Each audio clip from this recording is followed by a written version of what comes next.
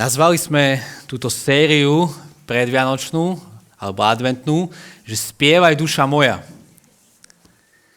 Spievaj duša moja. A pozeráme sa do 4 piesní alebo 4 takých prvých koliet, ktorú skladali Židia, a ktoré sú zaznamenané v Evanjeliu podľa Lukáša. Ale mňa by zaujímalo, že ak ideme touto témou, že Spievaj duša moja, že ako je to s tvojou dušou?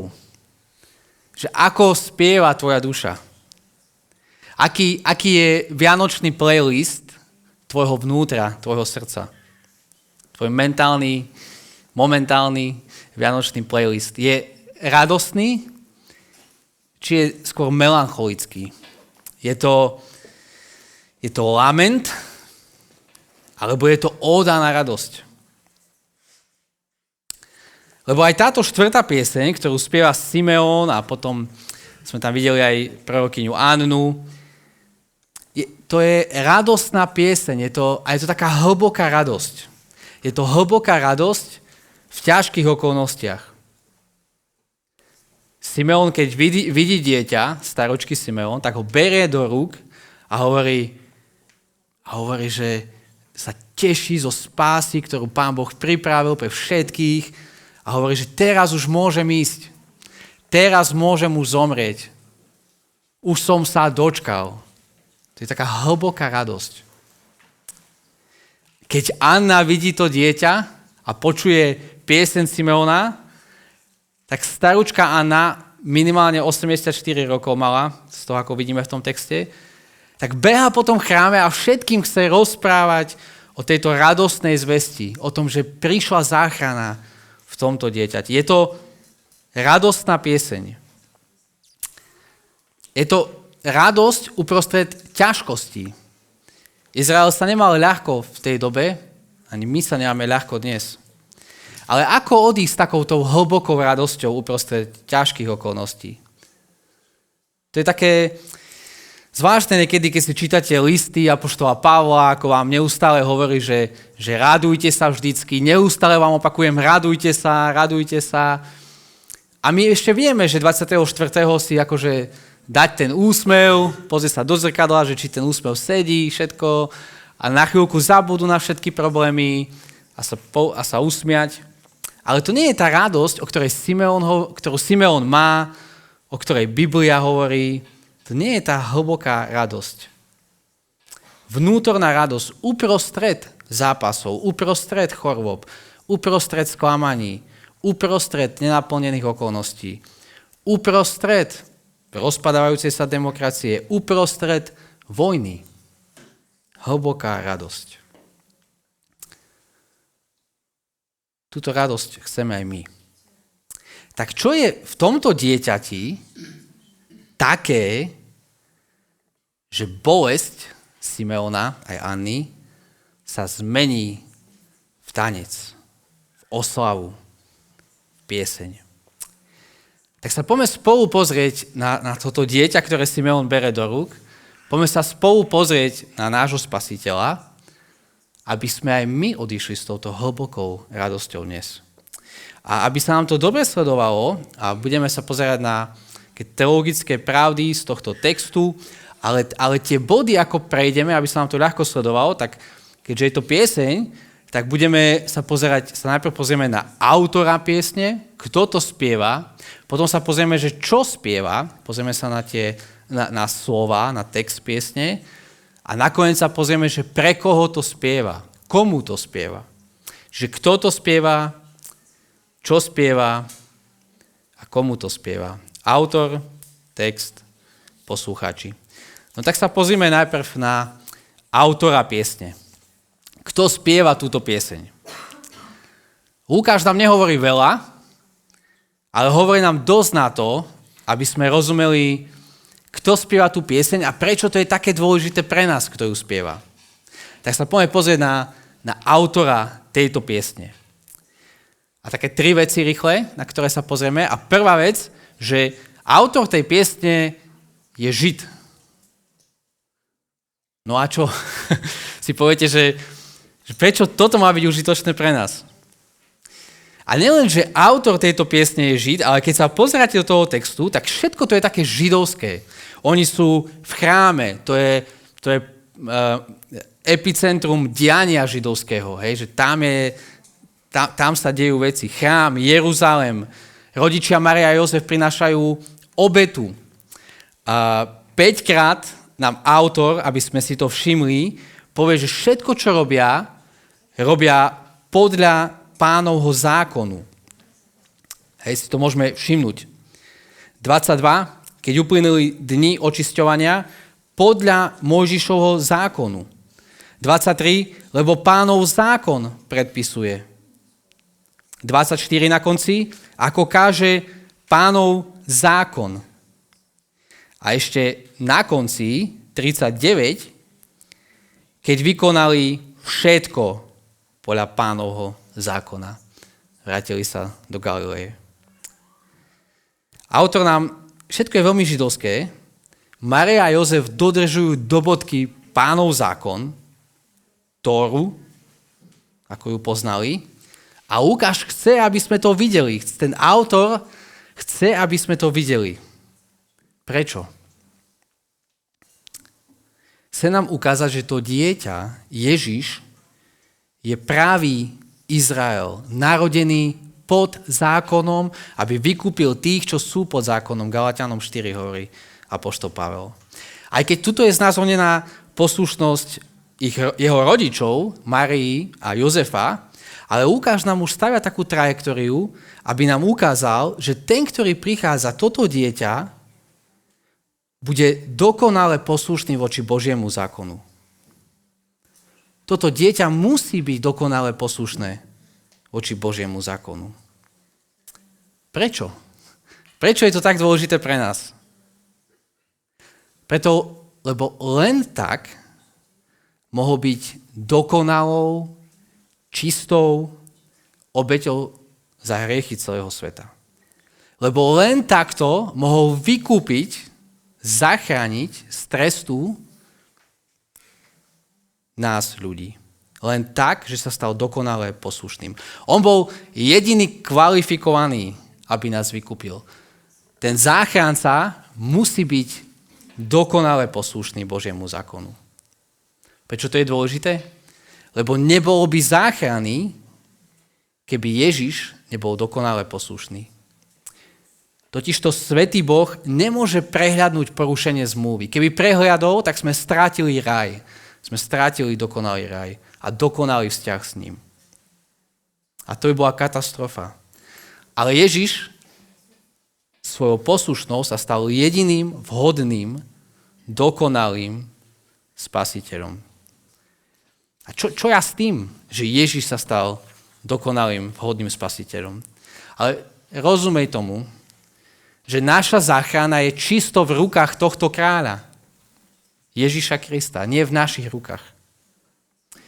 To Ježiš Kristus je to dokonalé potešenie Boha, z ktorého sa Boh teší a hovorí, môj milovaný syn, v ktorom mám potešenie. On je dokonalá obeť, on je dokonalý syn, on je dokonalý a právý Izrael, dokonalý právý služobník, o ktorom Izaiáš hovorí.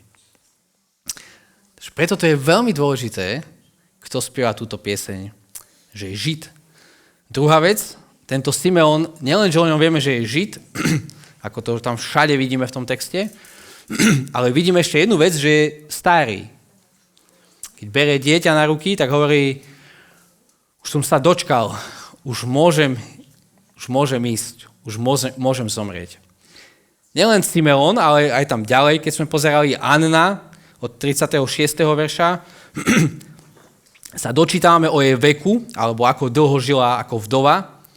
Anna má 84 rokov minimálne, lebo nie je jasné, že nie je to úplne jasné, ale minimálne určite má 84 rokov. Stará babička.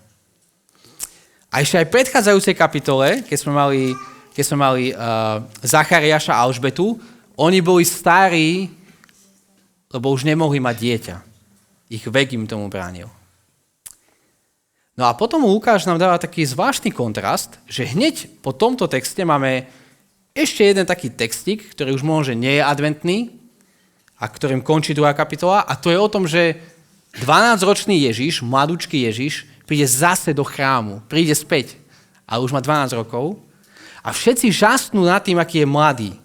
Že aký mladý a rozumie písmu. Vidíte ten kontrast? Všetko starí ľudia, ktorí sú príjemcami tejto zvesti o spase a potom mladý Ježiš. Kým Simeon a Anna reprezentujú ten starozmluvný, Boží verný ľud, tak Ježiš reprezentuje nový Boží ľud. A tá správa pre nás je, že ten starý vek končí alebo sa naplňa v tom novom. Nový vek s Ježišom prichádza. Celá stará zmluva čakala na tento moment a je naplnená v novej zmluve. Nielen kontrast medzi starým a novým, ale ďalej tu máme kontrast medzi tou érou chrámu, zákonu, tých starozmluvných vecí a érou ducha. Všimnite si so mnou, ako Lukáš chce, aby sme si to všimli, keď hovoril Simeónovi, 26, ešte predtým 25, a Duch Svätý bol s ním. 26, Duch Svätý mu zjavil, že nezomre, kým neuvidí Pánovho Mesiáša. A 27, z vnuknutia ducha prišiel do chrámu. Jedna éra končí, a druhá začína. Éra ducha.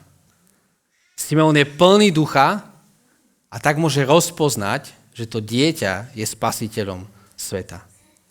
S Ježišom prichádza úplne nová éra, ktorá naplní staré a prinesie niečo úplne nové. Celá stará zmluva ukazovala na Ježiša a on je vyvrcholením tohto príbehu. A to neznamená, že stará zmluva bola zlá alebo nepotrebná teraz pre nás, ale že Ježiš ju naplňa. A všimnite si ešte ten obraz, keď Simeon berie dieťa do rúk, starúčky detko zoberie malé mesačné babetko a hovorí 29, teraz, Pane, prepúšťaš pokoj svojho služobníka podľa svojho slova, lebo moje oči uvideli tvoju spásu, ktorú si pripravil pre tvárou všetkých národov. Teraz, Pane, už prepúšťaš svojho služobníka. Môžem ísť. Ja mám taký silný obraz v hlave, keď sme boli v roku 2018-19 na Ukrajine. Toto je Eliška, naša najstaršia, ktorá sedí na rukách svojej prababky ukrajinskej. A bol to taký zvláštny moment, aj ten obraz mám stále v hlave, že niekto starý, kto zažil vojnu, kto zažil všetko možné, už odchádza, jeho dni sa blížia ku koncu na tomto svete a niečo nové, úplne nové prišlo. Myslím, že má 2 roky, rok? Nemá rok, áno. Čiže úplne nové. Ale taký zvláštny, silný kontrast. Niečo staré už odchádza a prichádza niečo nové. A to sa deje tuto v našom texte. Keď staručky Simeon bere do rúk mesačné bábätko. Neviem, či si plne uvedomujeme, že čo sa stalo na prvé Vianoce. Otočila sa stránka histórie ľudstva. My to tak, všetci na tomto svete to tak aj hovoria, že pred Kristom a po Kristovi, ale radšej by bolo, že od Krista. To by bolo presnejšie. Pred Kristom a od Krista. Odteraz už nič nebude, aké bolo predtým. Žid, starý a ešte tretia vec, že Simeon bol očakávajúci. Čakal. A to je tá posledná charakteristika autora tejto piesne, ktorej sa chceme venovať. Verš 25. V Jeruzaleme vtedy žil človek menom Simeon. Bol to človek spravodlivý, bohabojný a očakával potechu Izraela. Duch Svätý bol s ním. A nielen túto raz to vidíme, ale zase druhýkrát pri tej Anine 38 a práve v tej chvíli prišla aj ona, velebila Boha a všetkým, čo očakávali vykúpenie Jeruzalema, rozprávala o dieťati. Simeon očakával potešenie. To očakávaš vtedy, keď sa máš ťažko. Izrael zvonku aj znútra Izrael zažíval ťažkosti a čakal. Simeon čakal. A čakal. A čakať je ťažké. To budete vidieť 24., keď budete mať slávnostnú večeru a ak máte deti a musíte ich ustrážiť, že ešte nerozbaľujeme darčeky, musíte čakať. Ale to nielen deti nevedia čakať. Čakanie je ťažké aj pre nás dospelých. Som si istý, že aj ty na niečo čakáš. Igor čaká, kým mu odpíšu na WhatsApp. Možno čakáme na manželského partnera, ktorý nie a nie prísť. Čakáme na dieťa, ktoré nemôžeme mať. Čakáme na zmierenie vo vzťahu. Čakáme na uzdravenie z choroby, ktorá ma súžuje už tak dlho. A sa nám to zdá celé márne, to čakanie. Čakáme na ukončenie vojny na Ukrajine. A čakáme a zdá sa, že nič. Na čo čakáš ty? Čakáš, deň za dňom, a akoby nič, žiadne svetlo na konci tunela, len čakanie.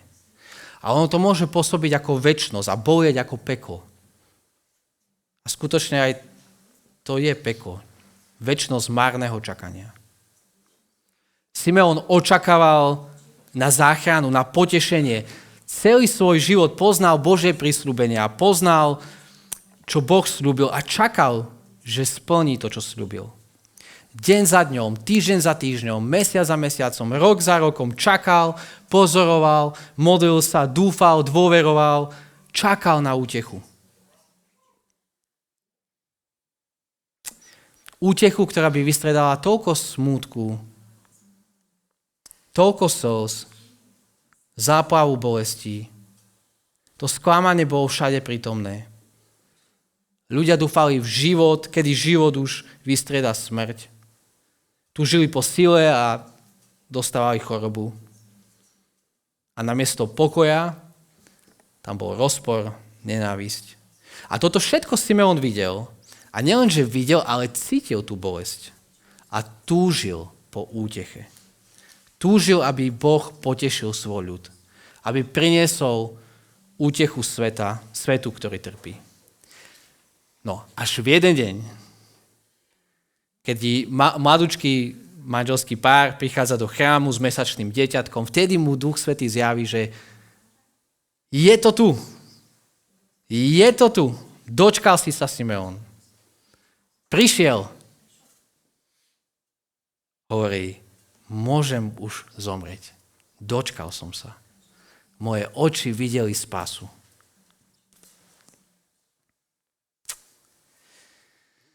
Keď Anna, podobný príklad, staručka, čaká, neviem koľko rokov tam súži v chráme, deň čo deň, dočkala sa. Je to tu, prišla spása a beha po tom chráme a všetkým chce povedať túto radostnú novinu. Aj my na druhej strane Vianoc, ako oni, tiež čakáme. My už nečakáme na záchrancu, my vieme, že prišiel.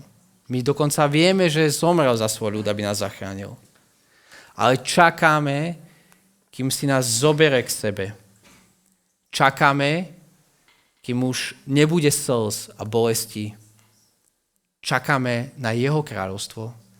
Čakáme na tohto kráľa, že budeme večne s ním. A tak ako oni, aj my sa dočkáme.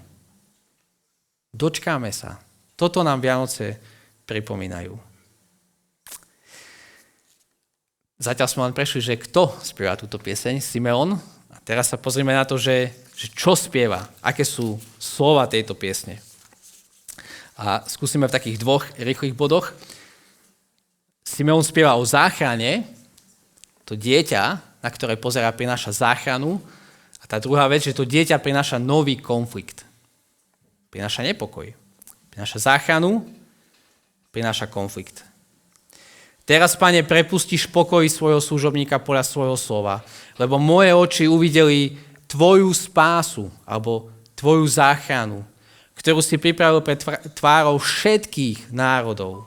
Svetlo na zjavenie pre pohanov a slávu pre tvoj ľud Izrael. Simeon pozerá na dieťa Máriinom alebo Jozefom na ruči a hovorí, že moje oči hľadia na spásu, na záchranu. Všimaj, že on nehovorí, že to dieťa Ježiš, že prinesie spásu, ale že to dieťa je spásou, je záchranou. Máš Krista, máš záchranu. On je tou záchranou. Záchrana nie je len niečo, čo dostaneš od Boha. Tu máš stupenka do neba, žij si život ďalej, aký si žil, ale tu máš záchranu, nech sa páči. Ale Božia záchrana je záchrana celého tvojho ja, celého tvojho vnútra, celého života. Je to život v Kristovi. Život s ním. Hovorí potom neskôr Ježiš, že kto zostáva vo mne, prináša ovocie a bezo mňa nemôžete nič. Keby sme videli záchranu očami Simeona, to by premenilo naše učeníctvo. To by nás chránilo od lacnej milosti, od životu bez posväcovania sa. Ježiš je tvoja záchrana a Ježiš je tvojim novým životom. A toto je vlastne jediný život, ktorý má Boh potešenie. Život v Kristovi. Možno aj ty čakáš, kedy to bude iné, kedy nájdeš to, čo hľadáš. Skúšaš to naplniť v kariére, v nostalgii za minulosťou, keby to bolo také ako predtým a tam. Ale počúvaj, v tomto dieťati je záchrana i pre teba. Môžeš sa dočkať, keď uvidíš záchranu v tomto dieťati. No a ten rozsah záchrany je široký, hovorí Simeon. A to prvýkrát vidíme v Lukášovom evanjeliu, že ten rozsah záchrany je celosvetový, pre všetky národy. Záchrana je aj pre teba. K tomu sa ešte dostaneme potom neskôr. To je také vianočné. Rozprávajú o tom, že v Ježišovi je záchrana, je spása pre všetky národy. Ale Simeon potom pokračuje, a to už sa veľmi až tak často nepoužíva pri vianočných textoch a v koledách, a hovorí také zvláštne veci. Hovorí, že verš 34, Simeon ich požehnal a jeho matke Márii potom povie: Hľa, tento je určený mnohým v Izraeli na pád a na povstanie i na znamenie, ktorému budú odporovať. I tvoju vlastnú dušu prenikne meč, aby vyšlo najavo zmyšľanie mnohých srdc. Dobre, Vianoce, záchrana, radosť, pokoj, pohode, ale Simeon tu hovorí ešte jednu vec, že toto dieťatko prinesie aj konflikt, napätie. Je ustavený na pád i povstanie mnohých, na znak, ktorému budú odporovať. A ešte aj Mária, jeho matka, pocíti tú bolesť. Veď neprišiel Ježiš priniesť pokoj na zem? Prišiel, áno. Ale spôsob, akým ho prináša, nie je bez konfliktu. Ak chcete priniesť pokoj napadnutej krajine, tak musíte bojovať. Keď chce chirurg priniesť upokojenie chorému telu, no tak často musí zarezať, musí spôsobiť najprv bolesť, aby prišiel upokojenie.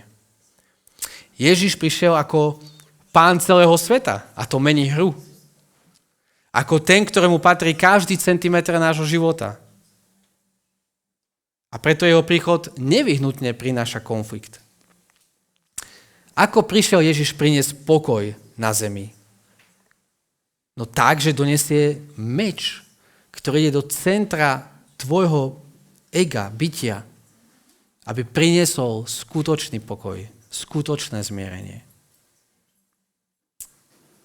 Ak je Ježiš Boh, ak to dieťa je Boh, čo Simeon jasne vidí, tak potom stredná cesta neexistuje. Ak by bol učiteľ, tak si vybereš, či sa mi to páči a prispôsobíš jeho učenie svojmu životnému štýlu, vybereš si, čo sa ti páči. Ale ak je Boh, tak ho buď nasleduješ celý, alebo ho odmietneš. Preto ho mnohí nenávideli. Nie preto, že bol zlý, robil ľuďom zle, ale preto, že vravel, že je Boh. A preto, že odhaľoval prázdnosť zbožnosti, ktorú vtedy mnoho Židov malo. A odhaľuje aj našu prázdnosť zbožnosti, naše pokrytectvo. Lukášovo evanjelium bude ďalej hovoriť o tom, že Ježišov život prináša konflikt.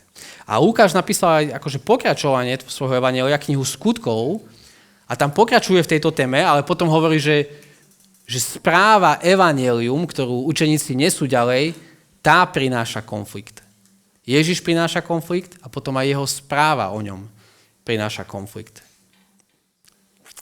A bude vždy prinášať, lebo ukazuje na to, že sme hriešní a že potrebujeme Spasiteľa. Simeon drží dieťa v náručí a hovorí, tento maličký prinesie odpor.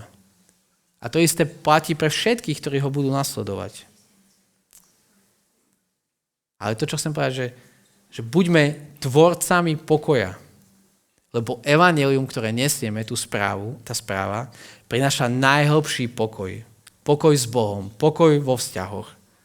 No ale buďme pripravení, že keď budeme tvorcami pokoja, že tou cestou zažijeme odpor, konflikt, nepokoj.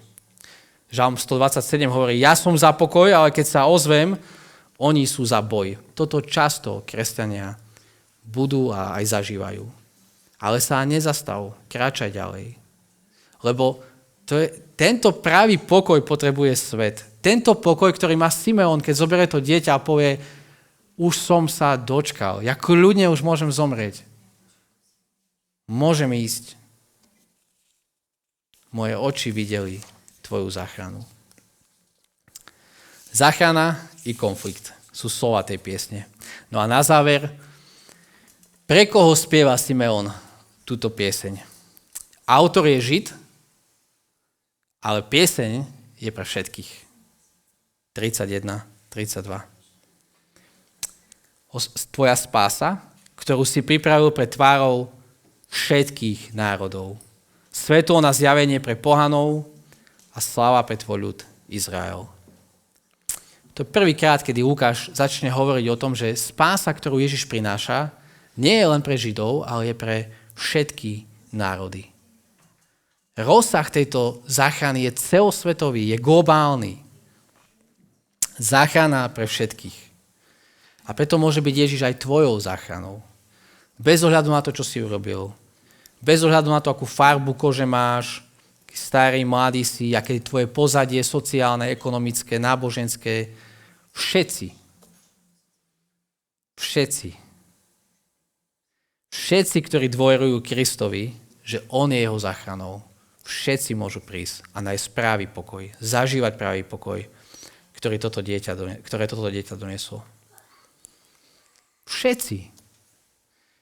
Len už zlož svoje zbranie, prestaň s Bohom bojovať. Nechaj ten jeho skalpel preniknúť do hĺbky tvojho srdca a príde to uzdravenie. Pravý pokoj, záchrana. Na jednej strane všetci, ale na druhej, tiež jasne vidíme v tom texte, že tá záchrana prichádza tým, ktorí očakávajú jeho vykúpenie. Záchrana Krista je zadarmo. Je zadarmo. Ale to neznamená, že je lacná. Veď stála život dokonale poslušného Božieho syna. Nič menej nestačilo. Nič menej nestačilo. Je drahá, je nesmierne drahá. Ale je daná zadarmo. Tým, ktorí očakávajú vykúpenie. Tým, ktorí vedia, že potrebujú vykúpenie, potrebujú záchranu. A tým, ktorí vedia, že tá záchrana je v tom dieťati, je v Ježišovi, v Božom synovi. Tým, ktorí vystierajú prázdne ruky a hovoria, potrebujem odpustenie, potrebujem záchranu. Tým chudobným v duchu, tým plačúcim nad svojimi hriechmi, tým tichým, miernym, tým, ktorí sa nebijú o svoju pravdu, ale sa vzdali toho. Matúš 5. Ak si to ty, tak môžeš odísť s radosťou. Môžeš spievať túto pieseň s radosťou, že na konci tvojej púte ťa čaká dokonalý pokoj. dokonalá útecha, lebo ťa čaká dokonalý Boží syn. Budeme spievať jednu pieseň, ktorú sme preložili v ťažkých časoch, keď vypukla vojna na Ukrajine, ktorá je takým lamentom, ktorá opisuje, že máme sa ťažko, že si nezatvárame oči pred tým, čo sa deje vo svete. Že naozaj vidíme tú bolesť, vidíme tú nespravodlivosť, máme sa ťažko, ale čakáme. Čakáme, kým sa Ježiš znovu vráti a zobere si svojich späť. Tak môžeme sa modliť a takto reagovať na Božie slovo touto piesňou, ktorú budeme teraz spievať.